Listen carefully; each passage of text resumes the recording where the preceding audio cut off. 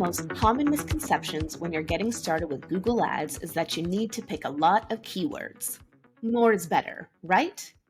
If we're talking about tinsel on a Christmas tree, then yes, more is more. But keywords in a Google Ads campaign, less is more. On one recent coaching call, I took a client who had 7 different search campaigns and cut it all down to a single campaign with 1 ad group and 5 keywords. On another recent call, I advised the client to cut 30 keywords down to just 2. Consolidation for the win. But how many keywords should you put in your ad groups? And how do you know when to split into multiple ad groups or campaigns or leave things consolidated? I'm your host, Jill Saskin-Gales. I spent 6 years working for big brands at Google, and now I work for you. This is Inside Google Ads, episode 45, Structure. Our first question comes from Sakti on TikTok, and they ask, how much keywords can I put in one ad group? Can I keep the mix of all keyword match types in a single ad group? My general rule of thumb is that you want about 5 to 15 keywords per ad group. 4 isn't bad, 20 isn't bad. Some ad groups may have just 1 or 2 keywords, but that's my general guidance for you. The key is intent. Would the same person be searching for these things? If so, they can go into the same ad group, whereas if not, you probably want different ones. For example, headphones. Bluetooth headphones, wireless headphones, those could probably go in the same ad group. But noise-canceling headphones, probably a different one because that's different intent. When in doubt, I like to start more consolidated and then expand out so you can learn based on actual search behavior how things should be structured. Then you can mix match types in an ad group. My thinking on this is sort of evolving right now, so bear with me. You don't need to duplicate the same keywords across match types. That won't actually do you any favors. Like if you have Bluetooth headphones in phrase match, you don't need to also have Bluetooth headphones in exact match. Choose one. The exact or the phrase. Within the same ad group, a broader match type will pick up more searches. For example, Bluetooth headphones in broad match or even phrase match would probably match to searches for wireless headphones. So if you put Bluetooth headphones in broad and wireless headphones in exact, and someone searches wireless headphones, it could actually match to the broad match Bluetooth headphones, and your exact match wireless headphones may never get a chance to play. Or maybe that exactly matching search wireless headphones would match to your exact match keyword, but if someone searched best wireless headphones, it would match to the broad match, or it would match to both depending on ad rank. It can get really messy. It's actually more of a budgeting issue if you put exact match keywords into the same campaign as phrase or broad, because phrase or broad can match to so many more queries than exact can. They're going to get a lot more play, and your exact match keywords may never get a chance to get off the ground, even if theoretically they would convert better. I'm leaning away from phrase these days. It used to be my Goldilocks solution. Now it's my good for nothing solution. So I go either broad or exact, and I will keep those generally in separate campaigns since exact match keywords won't get to see the light of day if they're running under the same budget as broad match keywords. But importantly, I won't duplicate the exact same keywords in exact and broad. I may use exact for certain things and broad for others, or just broad or just exact, depending on the client's situation. In terms of number of keywords, my approach these days with smaller businesses is usually about 3 to 15 keywords total in exact match, just 1 or 2 campaigns depending on the business, and then see what we get and expand out from there. Whereas if I'm working with a business that's spending 5, 6, 7 figures a month, we usually start with broad match keywords and let Smart Bidding do its thing. Inside Google Ads is exclusively sponsored by Optimizer, the ultimate platform for managing your Google, Microsoft, Amazon, and paid social ads through automation layering. Whether you're a freelancer looking to take on more clients or an agency needing to simplify your workflows, Optimizer has the tools and intelligence you need to make ads management easier. You can start a free full functionality trial at optimizer.com, that's optmyzr.com, or follow the link in the episode description. Our second question today comes from Azen on YouTube, and they say, I'm running shopping ads for e-commerce selling snacks, chips, candy, etc. Should I put one product per ad group or one product brand per ad group? If something else, I hope you tell me how. Thanks in advance. So what structure should I use in my case so I can sell all of my product types? First things first, you probably don't want just one product per ad group. There's no point in that. The the first decision is whether you want to advertise all of your products or not. Just because you have a ton of products, it doesn't mean you need to put ad dollars behind all of them. And there's actually a great case study I shared about this in special episode 40, all about how to decide which products to advertise. So once you've decided that, you can just keep everything together in one ad group and one campaign. That's fine.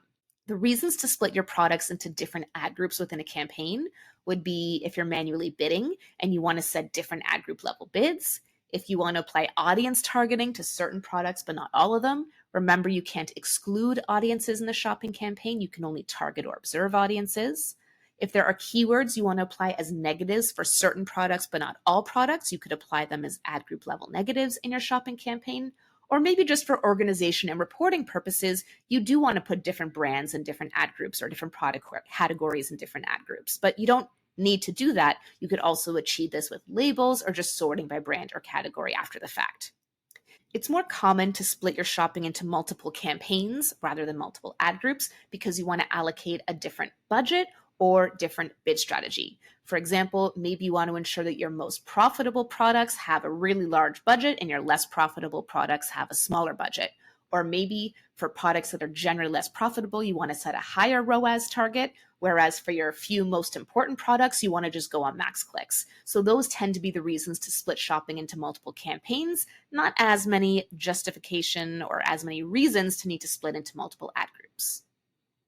Should you run a shopping campaign or a search campaign? How do you pick the right keywords? My Google Ads for Beginners course will give you the foundations you need to get ready to start using Google Ads effectively.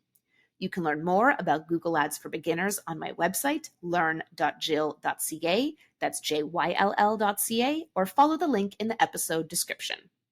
Our final question today comes from Lou Cause Digital Marketer on YouTube, and they say, with the lawyer, I had shared an example from a lawyer client, can you explain more about why you set up two different campaigns for them? For me, one goal equals one campaign. So if the only goal is leads, I usually make one campaign for that, then differentiate services on the ad group level. Thank you for sharing your wisdom, Jill. Your clients are so lucky to have someone with an honest and caring attitude. Thank you, Lou. So in this example for this client, we set up two different campaigns. Why did we do that? Because there were two very different kinds of clients. The bid strategy and the budget are set at the campaign level, and we anticipate that people seeking one type of legal service may behave very differently than people seeking the other kind of service this lawyer offers. I won't say what the services are. So for example, maybe they do real estate law and international law. I don't know. But two very different disciplines that two very different people would search for. Keeping them in separate campaigns means we can split budget accordingly and scale up or down our target CPA once we have enough data to do so to set different targets. We could have put it in one campaign with just two different ad groups, but what if one performed really well and one didn't perform as well? We wouldn't have as many levers to control that. We also had $80 a day in total budget to work with. So even if we divide that budget evenly, $40 a day and $40 a day, that would still be sufficient.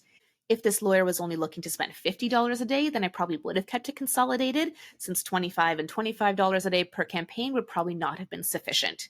CPCs ain't cheap when you're a lawyer. Your guiding principle when figuring out the right structure for your Google Ads campaigns is to think, is there a different budget or bid strategy reason this needs to be in a different campaign?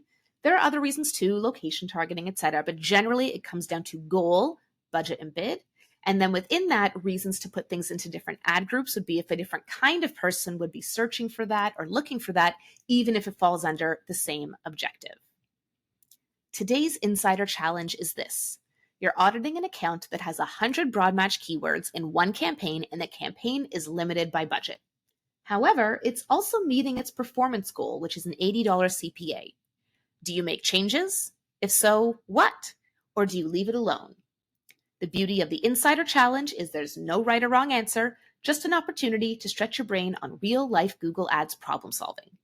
We had a special episode last week where I introduced my new weekly Google Ads newsletter, The Insider. So the previous episode's challenge, episode 43, was this. Let's say you decide to outsource your Google Ads management. You are a lead gen business and you're looking to spend $10K a month on ads. These are the rates that various agencies and freelancers give you. If you were just deciding based on price and nothing else, which of these options would you choose? Option A, freelancer, $2,000 a month flat management fee plus a $4,000 first month setup fee. Option B, agency, 15% of spend. Or option C, freelancer, 20% of sales. Which would you choose? For me, I would choose the option A, flat fee freelancer any day. I don't like percentage of spend because there's misaligned incentives.